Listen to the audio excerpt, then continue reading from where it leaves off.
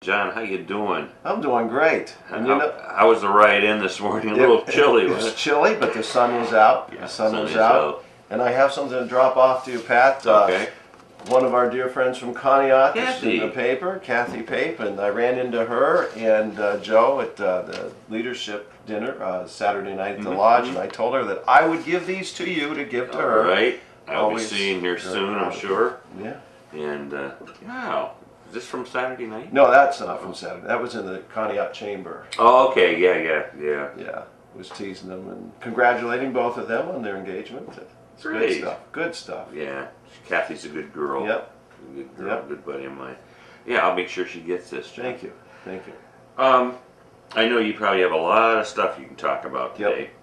We haven't seen each other for about a month now, and one thing, and we kind of briefly talked about it off here, because it hit me out of nowhere when I was reading the Plain Dealer here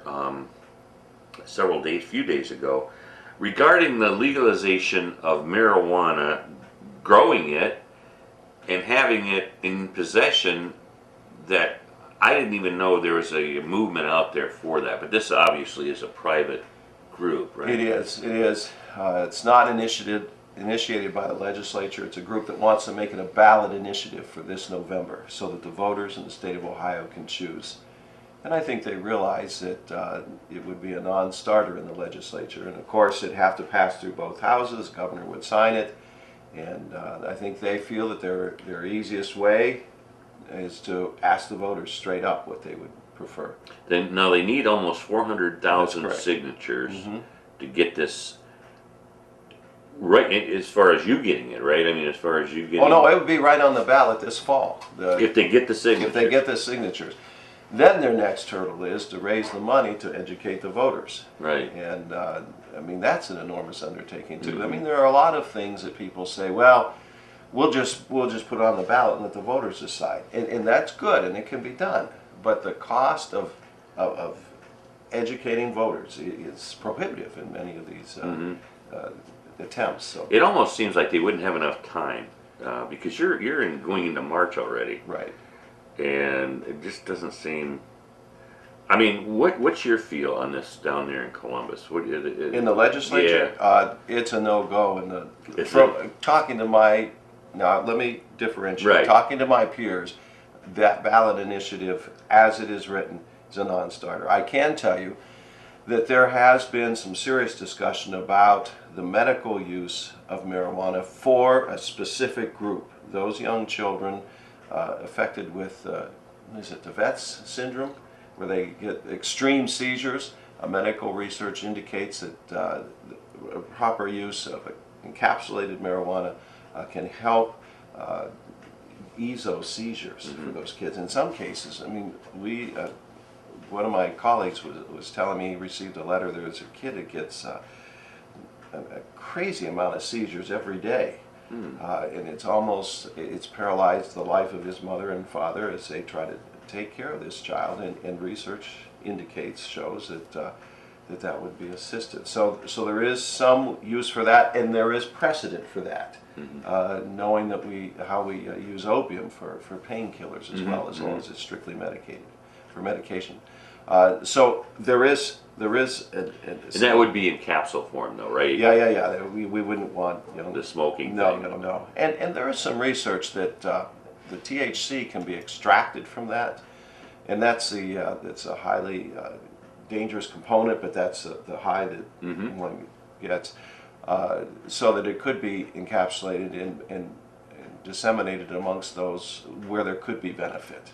No, I'm not into that research at all. I mean, and I don't serve on the health committee, but that's what I'm getting from my colleagues. I'm going back 35 to 40 years, maybe 40 years. When I was just a kid, and I had a neighbor that, a nice lady, elderly lady that had cancer. And I don't believe it was prescribed because that's not legal here. Even then it wasn't, obviously, but she somehow was given a bag of marijuana for the pain. And that was what was said back in those days, and still said to this day, that it can be helpful to relieving pain or giving you some kind of euphoria that takes away that pain somehow. And I remember that she was a non-smoker and didn't want any part of it. And this is kind of funny because she goes, "Now, Pat, you're a young man. Would you like to have this?" And my dad said, "Absolutely not. It's not permitted in the house." And so he took it away from him. True story. I mean, that was illegal, what she had, but if it was going to help her, what the heck, you know? But that is a medical situation. And that's why the encapsulation would be supported. Right. And regulated. They're having problems in Colorado. Are they? With, well, not in terms of taxes. I mean, they're getting money off their taxes. But the thing of it is, if you're going to have, and I was thinking of this today, just driving down 90, trucks, and I'm always concerned about trucks and 71 and such. But there are stringent regulations and there's drug testing that it takes place so that those people can continue on in their jobs. Well, the issue is if they do secure this from out of state, I mean, how do you make sure that the same problem applies to alcohol too? We want people who are in those positions to be. When I'm flying at 35,000 feet, I want to know that my pilots are sober and they're happy people. You know? So it's a difficult thing to balance, and I also have sympathy for our law enforcement folks who have to. We spend an inordinate amount of time and effort in this war against drugs, and it doesn't seem like we're winning. That is a very, very difficult issue, and there's just a lot. We need to have an open debate about where we want to go with this. Yeah, I agree, and you're right. It doesn't seem like it's a fight that we are winning, because more and more every day I get police reports. There are drug reports in those police reports. It's nonstop. It happens every day. What else is happening down in Columbus? Lots. Yeah. And I'm on several different committees, but I want to share with you some of the hot button issues right now that are bubbling up. In terms of agriculture, the Western Lake Erie Basin, the Senate did pass quickly a bill, SB 1, that would curb phosphorus runoff into the western end of the lake, trying to prevent algal blooms. And we've heard testimony. In fact, I was out in Sylvania a few weeks ago. I was at Van Wert hearing local testimony. In fact, the Agricultural Committee met on the road twice before we met in Columbus. It seemed weird to actually meet in Columbus. And that was in January. And here's the issue with that. We've talked about this before, we don't have a problem in this end of Lake Erie as much because the lake is deeper, there's more movement in the water. Our runoff isn't as bad. 50% of Ashtabula County is in woodlands, which helps filtrate the water, but Western Basin's different. So we've been hearing testimony, fertilizer, manure, dredging, and I want to come back to that for a moment because it could impact us. There is a feeling, some of the best farmland is at the bottom of Lake Erie because of the runoff and open lake dumping. We heard testimony from the Port of Toledo. They have to move 1 million cubic yards of sediment a year out of their channel, or the shipping channel. Is that right? It's that shallow. The lake, and I think I mentioned this before, is only 15 feet deep in that area. It's very shallow, western end. So the bill that's written would prohibit open lake dumping by 2020. Now here's the problem with that. We can say, okay, no more open lake dumping. And the governor, by the way, a week and a half ago, 2 weeks ago, and this affects Cleveland, by executive order, put an end to open lake dumping to some of the sediment that was going to come out there that was laden with all kinds of chemicals.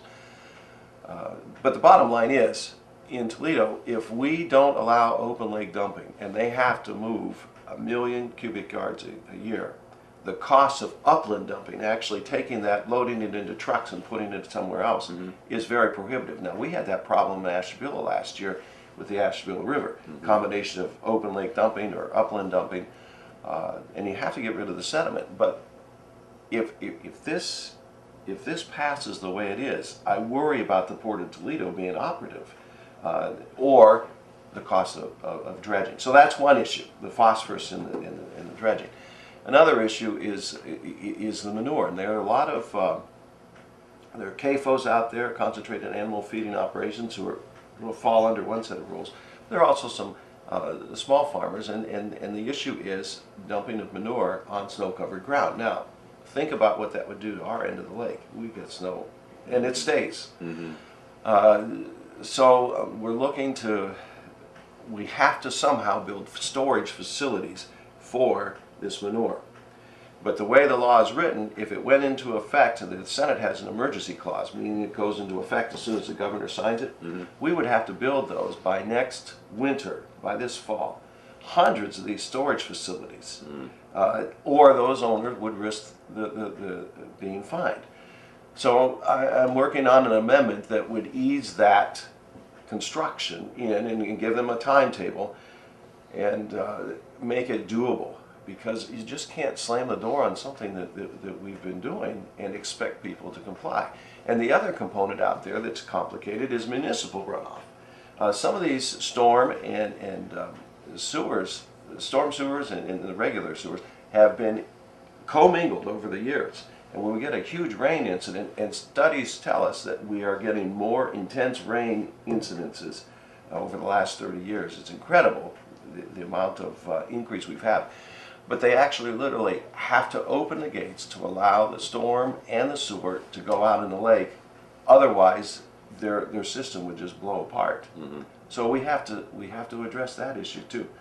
So that's of critical importance for farming, because it's our #1 industry in the state. We're trying to do that right. So I'm wrestling with that in agriculture. Okay. In the Education Committee, we have a bill before us to rein in charter schools. And I think we've talked about this before, but there's serious discussion about really making them, and they ought to be, more transparent. But it's a very agonizing process, because there are some charters that they're good stewards, and they're doing everything that they need to be doing. But there are other bad actors that need to be weeded out, and of course they're resisting. So so you're going to see that one heating up. And then the other two committees I'm serving on, finance, and then there's a couple of topics there. And finance is the larger committee when you're talking about the whole state budget, over $70 billion. And then I also serve on the subcommittee for primary and secondary education. And believe it or not, when I looked at the first run of the governor's formula, and they run all the districts in Ohio, all the schools in Geauga County, and keep in mind I represent one in total and others in part, all the schools were getting reduced funding from the state. And in Ashtabula County, of the 7, Jefferson was going to see reduced funding, Geneva was going to see reduced funding. Guess who the third one was? Us? Conneaut. There's that, right? And go figure. So when I saw those runs, within an hour and a half of them being made public, because I was in committee, as soon as I got back to the office, I looked those over. I was horrified to see what was happening. And we had a testimony from the budget director, Mr. Keene, also from the Department of Education, Mr. Ross, and I probed those questions. I mean, what's going on? And without drilling too deep into the formula, it was hard for them to come up with an answer. I can tell you this, we started to wrestle with that in committee as well. It's a very, very complicated formula for school funding. I knew that going in, but I also know that there's something wrong with this formula. And our committee is charged with the task of figuring out, now the governor may not like this, but we're going to try and figure out what the problem is. Districts like Conneaut should not be receiving less money. Because we've already been cut already. Yes, yes. How much more to the bone do you want to go? Right. And in the meantime, we have additional needs. We ought to be expanding courses so the kids are more ready to go into some of these areas, and we talked about that last time, to fill the needs as the baby boomers retire. So I don't know what the answer is. That's why we work together on it. I mean, there's some things, property values, income, The ability to pass levies has to be figured in too. But difficult. What now? This I might be a little naive on, John, but I mean, I've thought about this a long time. He's making these cuts, and he has been making cuts. Yeah. What does he do with the money? Then he takes it to Columbus and uses it there? You know, when Okay, school funding. Mhm. School funding. There's a local share, and then there's a state share. And Okay. what he's reducing through this formula is the state share, which means that the local, if they want to maintain that same service, have to ask more of the local property owners. But here's the problem.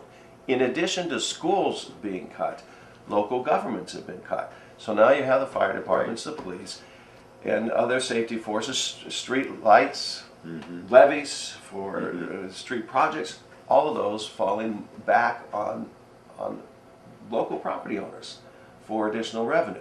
Meanwhile, and this is what I wrestle with, he has proposed income tax cuts. And that is going to be triggered automatically as soon as you've heard of the rainy day fund. Right. As soon as that fund is filled, you're going to get that money back anyway. But he's targeted tax cuts. And in this budget, he's also proposed an increase to the sales tax that affects everybody, but affects the middle class and the poor more because they have less money saved. I mean, everybody has to buy soap and toothpaste and groceries, that sort of thing, although groceries aren't taxed in Ohio. But it affects those with the least ability to pay in a greater way. So we're wrestling with that issue too.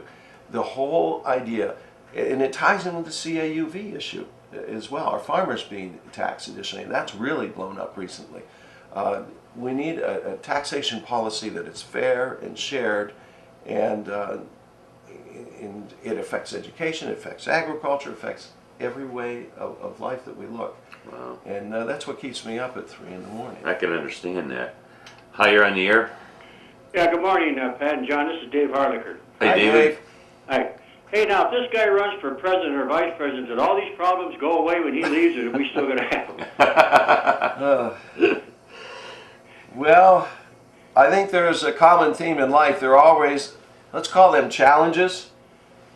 And it doesn't matter who is where, there are going to be challenges to face. And part of our problem is greater than just Ohio.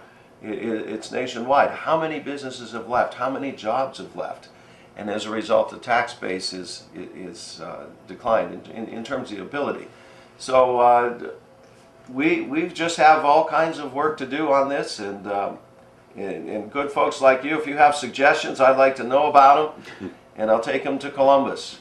Well, I didn't vote for him either time, but if he runs for vice president or president, maybe he could get us all instead of just one state. I'd do that for him. I'd help him out. Okay, thank you. Thank you. You got to keep a sense of humor in all You of have this. to, yeah.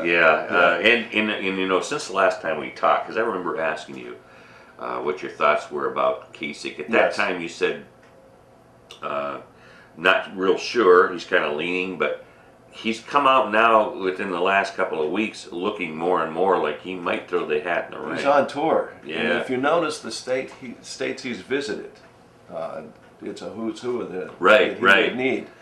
And he's touting something that's very popular to that base, which is a balanced federal budget. And that's a whole different issue. And you know, it's one thing, and he did make an exception for emergency, for defense and such. And I get that, but the federal government is so complex, and there's so many programs that come from. We've got a real issue there, figuring that one out. That's far beyond my pay grade. It just is. It's a fascinating drama. It is. People say, "Well, what's it like when you've left teaching?" And I said, "It has all the high school of drama without the lockers." Right. Yeah, that sounds right. Hey, you know, last time you were here, you were saying I can't really comment on the governor's budget. Yes, I can now, though. But you can now. In fact, tomorrow night, his State of the State is... Is that tomorrow night? Tomorrow night, Wilmington, Ohio. And some of those things that I was talking to you about, reducing income tax and increasing... Right. That's in his budget. There are also some current concerns I have, and this is a hot button with our Happy Heart Ashcraft folks. Yes. I've been working with that. In fact, Director Martin was in my office late last week, and we heard testimony on Finance Committee about some of those changes. And I want our folks to know that he is willing to come up in the springtime again and meet with us to figure out. Part of the problem is there are federal regulations that are driving some of this. And federal I mean, we just can't do much about those sorts of things. But the component that Ohio controls, I think if we work together, we can find out a middle ground and maintain what we have, but also meet the requirements of the law. But that's where we need to be, and I took questions from our local folks. Yeah. Jan Church had sent me some Right. questions to ask during the testimony there, and I did.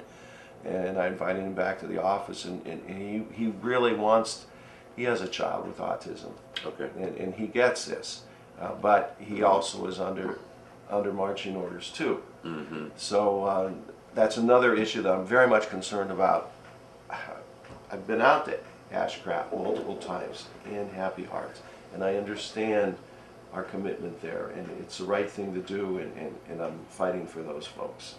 I knew you would, and as a matter of fact, we've had the girls on the show explaining it, and when it first was brought to my attention last fall, I think it was, that there were petitions out there trying to stop this.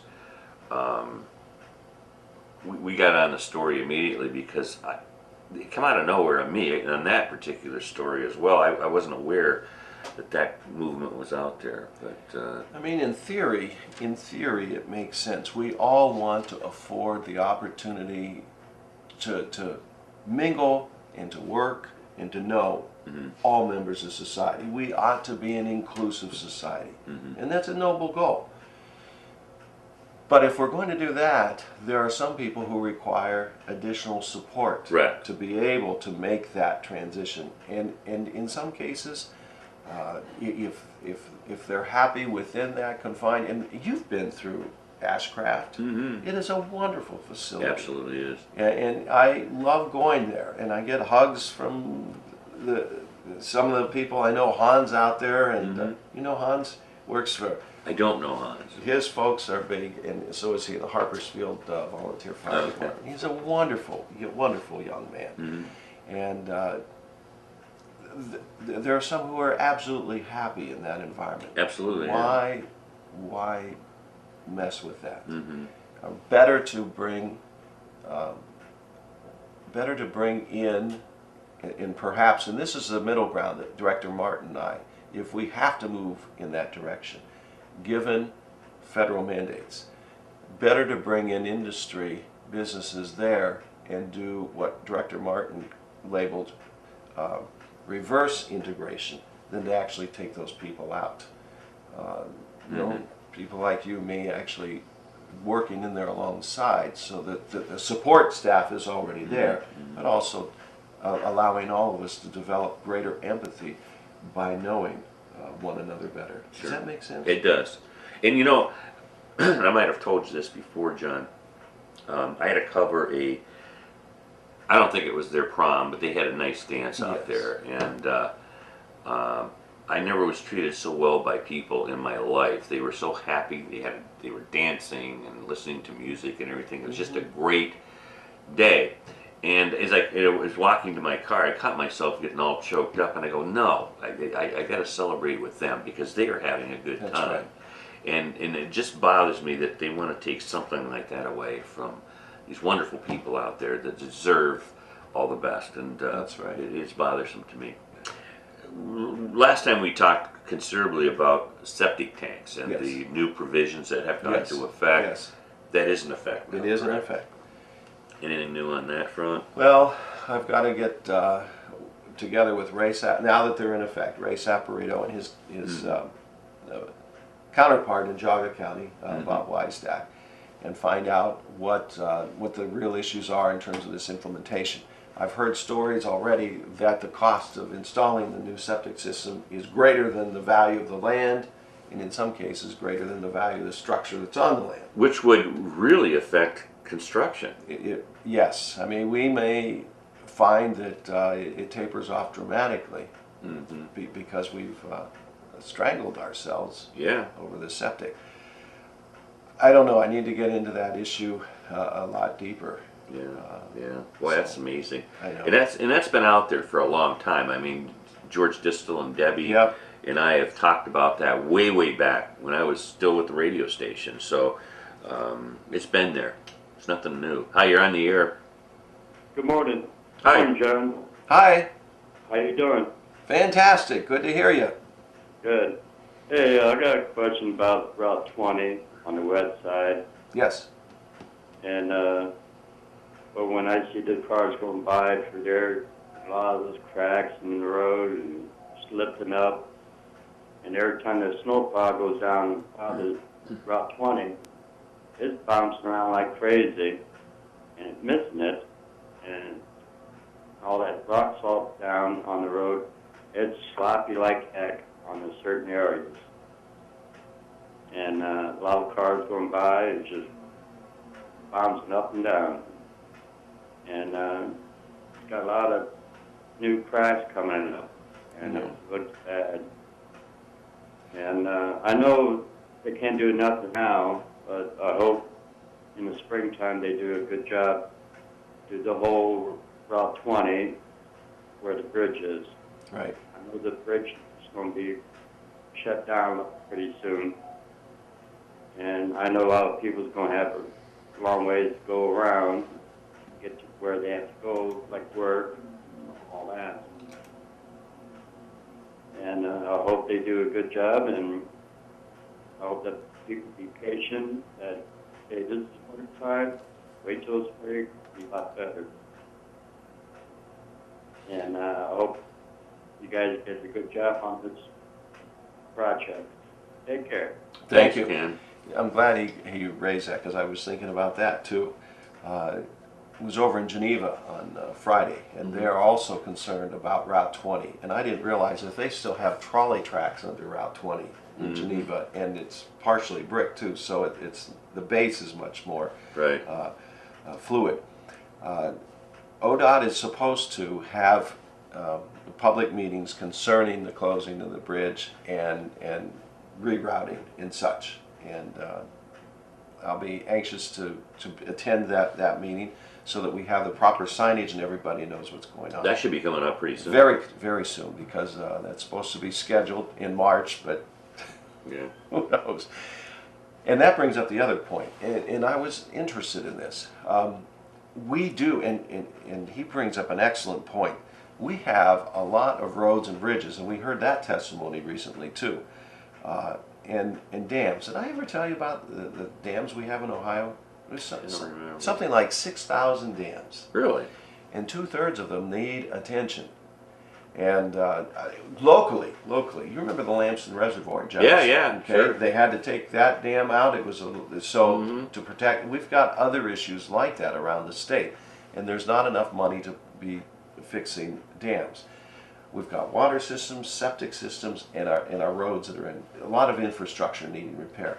Now, I had a constituent call me and ask, well, John, with the price of gasoline where it is, could we increase the tax on gasoline and cut it off at a certain point? We don't want to penalize people, but create additional revenue to fix some of these roads while the price of gas is where it is. And when he called me, it was like $2.10. And I thought it was an idea. You know, if the federal government, the federal highway bill is all screwed up right now. And that's where we get a lot of our money, is from the feds. If they're not going to do it, we're going to have to. And if we don't maintain Route 20, and if we don't maintain our bridges and our culverts, I asked that question of Jerry Ray, who was head of ODOT, came in to testify last week, or the week before. What do we do with the culverts, too? Don't forget about them. I mean, they're smaller pipes, but if some of them are made out of that, oh my gosh, help me out here. It's not aluminum, galvanized steel. Right. And they're subject to assault and such. So there is an investment we need to make in our roads and bridges. And this is where, if we were to entertain such a tax, and I'm not sure we should, but it's an idea we ought to discuss, we could earmark that money specifically for roads and bridges. Good morning, you're on the air.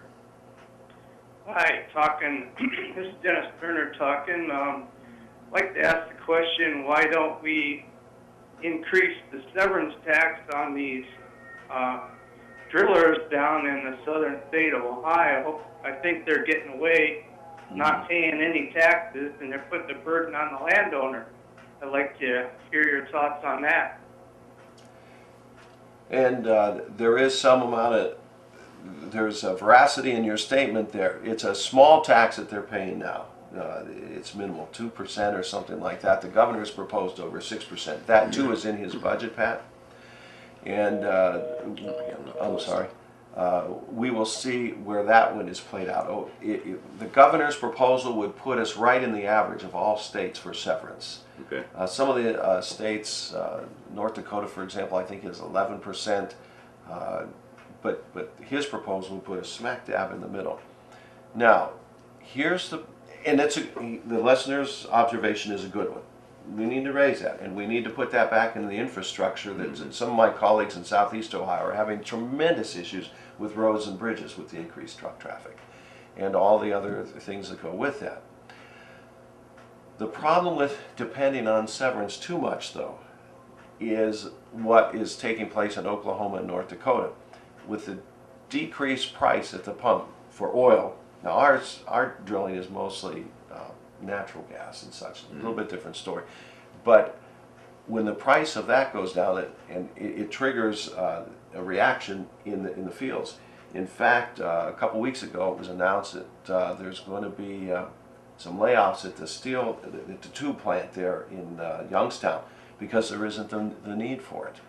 Right now, 3 weeks worth of layoffs is a lot. I think it affected like 800 employees. Wow. So we don't want to, the key is to diversify. He's right. We need to have a tax that is fair and shared, but we don't want to rely on it for more than it ought to be, because then you get into another Pandora's box of problems. Oklahoma's going to have some real problems with their budget because of their over-reliance on the severance tax. You got a couple emails here to you, John, personally here. Personally? I was wondering if Mr. Patterson ever checked on the boat ramp on Woodworth Road. Yes, From Jim yes. from Mountain Anaheim. Oh, good. And it's and you know who Mr. Best and I had a conversation about that. It's kind of a shared deal. The boat ramp is technically, and I may get this wrong because I had that answer in December. The city of Conneaut has the right to maintain it, but it still belongs to CN. Because here's the story: is there a lift bridge down there, or Yes. a swing bridge? Swing bridge. That didn't work, and so the CN allowed the city to have access, and there's an agreement there for maintenance, but CN still owns it. If I got that correct. I think you are correct. And Bob knows the answer specifically to that. So he is boat ramp on Woodworth. Is that the right boat ramp, right? Yes. Okay. Yes. And there is like a swing bridge that is a lower swing bridge Right. that's down there. But it's never used. I don't think it's ever used. Because it broke or something went wrong Years right ago. at the very very first, and that was the compromise that they made. Also, from Dave Harlicker, he said, I forgot to ask John this question when I called in. Is Governor Kasich going to make Ohio a right-to-work state? Governor Walker of Wisconsin is close to making Wisconsin a right-to-work state. Thank you, Dave Harlicker. I've not heard any rumblings of that at all. Not that it couldn't be, but I think he has other battles he wants to fight. And really, I think he is positioning himself as a moderate, whereas Walker would be moving more to the right with that. Right, right. Hi, you're on the air. Yes, for years and years we've been paying $15 extra on our license plates for our cars that was supposed to go to roads and bridges. And I know people have called in before and asked about this. And it's always met with a stony silence. Nobody seems to know I know. where that money goes. I know. And you look at the cars even in Conneaut, and every time you buy another car, you change your license plate, you pay another $15. There must be, over the years, there must be quite a bit of money there. 5 goes for the county, I think, and 10 for the city, and every now and then they raise it a little. But where does it go? She's absolutely right. It is divvied up amongst different entities. And here's the problem. Some of these, I read an article just yesterday on the turnpike of how they've agreed, even though we didn't privatize it, to sell rights to the vending machines and the right to a dog walk area and such, and it totals up to about 800,000. Okay? Sounds like a lot of money.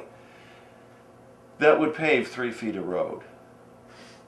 These projects are just so expensive. I mean, we're talking hundreds of millions of dollars now, and ODOT does have a rotating plan that projects out, I think, 2024 at last report for some of these things. And Route 20, for example, when I was in Geneva, we don't know where that one is on ODOT's plan, but it's probably down the road because these projects are so expensive. There's a bypass around Portsmouth that they're working on now. It's close to $500 million. The Brent Spence Bridge in Cincinnati over the Ohio River, a joint effort between Ohio and Kentucky, is tied up now. That will be one of the most expensive public works projects of a road building nature. Partnerships like that that we've ever experienced. And part of the issue is the federal highway fund being kind of tied up. So I know it does go back to roads and bridges, but you're going to see, watch what this thing costs, and I haven't seen the numbers, to replace this Route 20 bridge in Amboy. It will be close to, I'm going to guess, $100 million to do just that. It probably more than $100 million? Well, don't quote me on that because I'm not a highway engineer, but it could be approaching that figure. Wow. It's just, you know what? I'll get it. Here's what I'll do. I'll contact and get an exact number. Yeah, for would you? And then I'll text it. Yeah, that would be interesting. But it's going to be, I can tell you this, it's going to be tens of millions of dollars just to fix No that bridge. kidding. Yeah, it's expensive. Material, steel alone has gone up tremendously in price. I had a guy call in, well, Dennis from Sheffield, asking, why can't they just eliminate the bridge and go do one of these? And I guess that's impossible because you got railroad tracks. That's the problem. Yeah. That's the problem. And they thought, one of the studies indicated that they might actually tunnel under the tracks. Oh, really? Okay, sounds good, looks good, but now you've got a different problem. Flooding. And you have to be able to make sure that think of the other underpasses that we have with flooding issues. Yes. So everything's more complicated than what we might seem. Oh, we lost the caller. No, he's still there. Okay. Hi, you're on the air. Good morning, Pat. Good morning, John. Morning. Hey, Tom. Hey, I was listening to you talk about the boat ramp down here by me, Yes. and that's owned by Canadian National. Then that was a compromise made in a deal that the U.S. Corps of Engineers, they deemed that kind of creek navigable. And when they did that, that meant that they had to give us access to the creek. Right. And what the problem was, when they swung the bridge to see if it would move correctly, it started tipping because they didn't have it into the shale base good enough. And so what happened was they turned it, spun it back into the one position, locked it, and never moved it again. And so by doing that, then they created a situation where we couldn't have access to Conneaut Creek, and therefore the ramp was put in to give us access to the creek. My only question to you, John, is the fact that if that's the case, how come Canadian National doesn't maintain that ramp versus the city? Because if that was a deal made to compromise so they didn't have to move, because the deal was the sports fishermen wanted them to move the bridge. Right. And that was the compromise, that they would provide access by giving us that ramp. So if they own it, then they should maintain it because that's a compromise. Am I right? I would think so, but Conneaut does maintain that, correct? Conneaut doesn't do anything to it down there other than one time There was a log in it, and I called up Dave Campbell, and he had the city works come down there and remove that tree from the ramp. And that's the only thing Con Ed ever does to it. I don't think they plow down there. They do mow around in the area down there because Randy Luce last year went down and cleaned all those big trees and stuff that were down there. But other than like the parking lot or anything like that, they don't really do much down there. Right. Hey Tom, is that? I know years ago that was they launched a lot of boats out there. Is it still used considerably? Yes, I mean every spring your steelheaders come down here. I mean my road is like I-90 once a Yeah. I because they imagine. go down and use that ramp down there to to that deep water end because see Canadian National had actually hired guards. Well, I don't know if it was Canadian National or was the guys that owned it prior to them, but they had guards kicking people off the property that like on the coal side.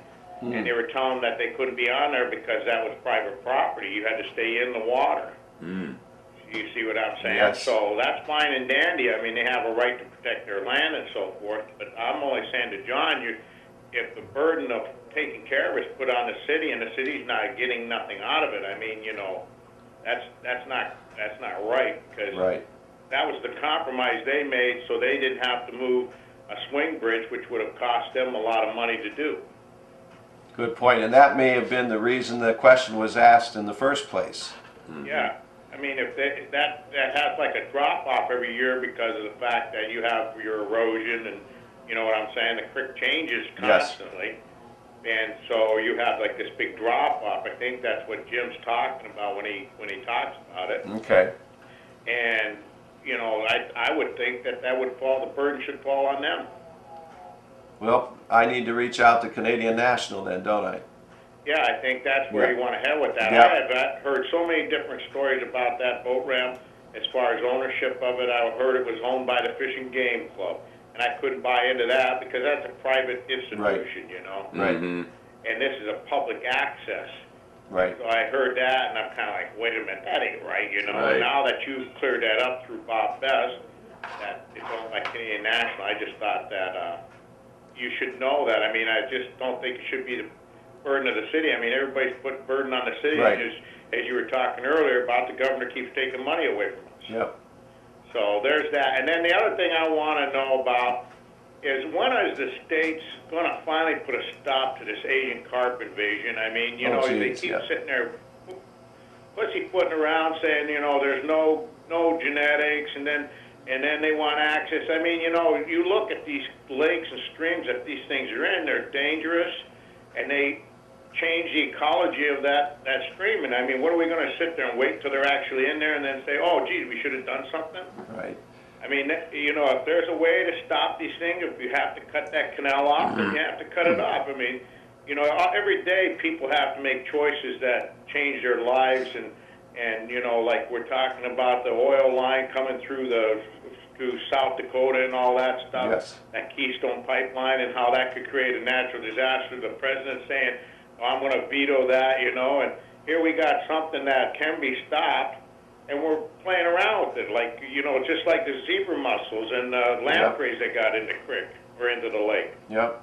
We had to monkey around, and these guys weren't dumping their ballast because they were paying off the guys up there in the locks to say, oh, geez, I don't want to switch my ballast because I don't want to take salt water on and kill the stuff that's in my ballast. I think, these states need to quit playing around with this thing and put a stop to it. So there you go, John. Yeah. I made my spill. You can turn around and talk to Pat about what I had to say, and there's a subject for you to talk about. You guys have a nice day, and stay warm. Yeah, you Thanks, too, Tom. Tom. Thank you, buddy. Bye-bye. Bye-bye. He brings up a good point. The Army Corps of Engineers has brought to the federal government 8 different options to keep those carp out from, as he mentioned, Tom mentioned, just cutting that canal off, from doing nothing to cutting the canal off, and the gradations are based on expense. But the feds are not providing leadership, and the problem is Ohio can't act unilaterally. Right. I attended the Great Lakes Conference in Quebec City last summer, and that was one of the topics, because the Canadians are concerned too. It's really it's a really complicated issue, and he's right. We've got to do something, and it's going to have some major economic impact to the state of Illinois because it's a Chicago sanitary canal that is so close. They're within miles of Lake Right. Michigan. Right. John, one of the things that you've discussed with me at length over the years is Lyme disease. Yes. And as a matter of fact, we had a gal that had Lyme disease, I believe, on the show. I don't know if she was Janine. Janine. Yes. And before I get into that, I want to ask you about that. I also want to tell you, I have made contact with Dr. Curry, Yes. and he is coming to Connie. He's going to start a veterinarian shop here. And he's going to be on the show March 5th, so I'm looking forward Fantastic. to meeting him. Sounds like a great guy. He is. Give him my best. I will. I had all his kids in school. Did you really? Great family. Great family. Good guy. Lyme disease. So Yes. what do you got going with that? In a piece of bipartisan legislation, we had a first hearing last week in front of the Health Committee for a resolution urging the CDC to get moving on better treatment for Lyme, better detection for Lyme. Resolutions don't do much except for a call for action. Mm-hmm. But that set the stage for what's really coming. Representative Rule and I are hosting an interested party meeting in March with the Ohio State Medical Association, with some of the other key players in this issue that we have, Okay. to figure out a way to inform people who might have Lyme at the time of a blood draw that the test can be false positive or false negative. Now, we had that. We had tucked that bill away into the mid-biennium review, Okay. and it passed. Well, OSMA got wind of it, and they were able to get it out in December. They actually had to override it. So we're back to square one. And they had some issues with it. That's why we're going to go back to the drawing board and see what can be done. And that's the real problem. In fact, I had a conversation with a young man just yesterday. I attended a local food council in Jefferson there at the library. And he said, I may have Lyme disease. I'm going to get it checked out because he's outside a lot and he's been concerned with aches and pains. And then they go away. And then they come back for no apparent reason. Cold-like symptoms too. Huh. So he's going to check it out, but we'd had a conversation earlier about the possibility of Lyme. And the problem is the tests are inconclusive. The test may say that you have Lyme and you really don't, or they may say you don't have Lyme and you really do. I wonder why that is. They're just in their infancy. I mean, I wish it were as easy as a pregnancy test, when it either is or it isn't, or strep. Right. But the reality is, and that's why the resolution to push CDC to do additional research. That's probably what. And I met this other young lady that had Lyme disease for 7 years before they actually diagnosed it. It can be misdiagnosed. It can be missed altogether. And that's the problem. This disease, then, it attacks the neurological system of Right. the body. And some of the Lymies have been actually referred to psychiatrists because they think they're imagining things, and they really aren't. Mm-hmm. So This is from the deer tick. it's from the deer tick, exactly. And it's prevalent, and it's not going away. It's something we're going to have to be aware of. And I ran into, in December, I was at Rainbow Babies and Children in Cleveland. Yes. By chance, there on staff was a specialist, an infectious disease specialist, who lived in Wisconsin, knew about Lyme, grew up with it. She gets it, and she's going to be helping us out in terms of the detection. And one of her colleagues at Rainbows actually did his residency at Yale in Connecticut, and they have a ton of Lyme on the East Coast. He gets it too. And so we're going to have to, there are some, and they're not many, but there are some physicians, now this is coming from my Lymies, that deny the existence of Lyme disease in Ohio. Really? There's some who feel we just don't have an issue.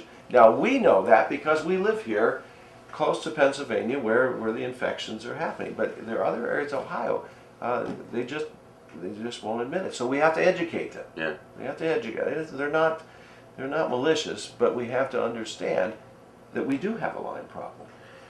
Now, in all your study, I know you've studied this, like hunters. I mean, hunters go out and hunt deer. Right. they're susceptible to Yes, getting they are. this.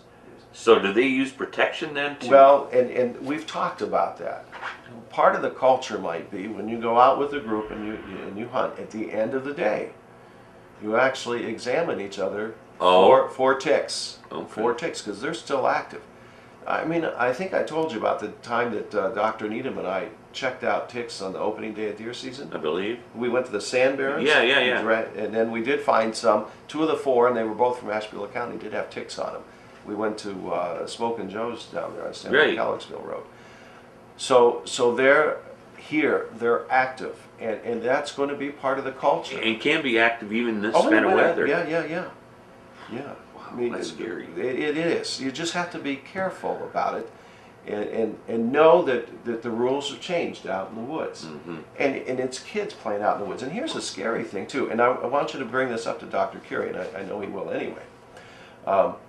Dogs. I mean, how many of us have? No, we don't. We did years ago, but have a dog that comes in the house, part of the family. Okay, you've got to check your dogs for ticks. There's her name escapes me. She lives right across from the Sand Barrens, and oh my gosh, what is her name? She checks her dogs all the time for ticks. Oh my gosh. Oh well, I was in her living room visiting with her a year ago. Bottom line is, she knows when her dogs come in that she has to check them all the time. No kidding. Because sometimes dogs will hop on the bed, they'll sleep with you, and then you could get bitten. So, does she live by a woods or? Right across the street from the Sand Barrens, yeah. And that's what Dr. Needham has found, not only ticks, but ticks with Lyme. And that's part of the problem. There can be a hot spot that has ticks with Lyme, and there may be a spot a mile down the road that has ticks, but they're not carriers of Lyme. I see. And another mile down the road there may be no ticks at all. It's random, which is why in the last budget we appropriated $650,000 to reopen a tick testing center that also does mosquitoes for the West Nile virus. Right. So that you can send them in and find out if they're carriers of Lyme. And ultimately what I'd like to do is to develop a map of Ohio using the phone system, GPS, so that we can so that anybody can see on the internet, pulling up where the hot spots are. Good Develop idea. a scatter plot map. Good idea. More of a problem than I think we realized at first. And it's kind of scary. It really is, because your animals can bring those in to your house. Right. And so you should check your animals, like John said. Yeah. So that's just some of the things I'm working on. Well, you got a busy agenda here, I'll tell you. And you got to go back to Columbus today. Yeah. Wow. Till the end of the week. Yep. Wow. Amazing. Wouldn't want your schedule, my friend. We'll have you back next month. Yep. Same Okay. time, same place. Okay. All Sounds right. good to me. We'll set a Good. time up. He's here. using his cell phone now to put those appointments in, right? No. You were ready. But I felt very guilty that I said I didn't like the technology last time. No, I you took thought about umbrage that. with me. Yeah. Stay cool, Connie. All right? Can we say that? Yeah. Hottest corner in the state. That's right.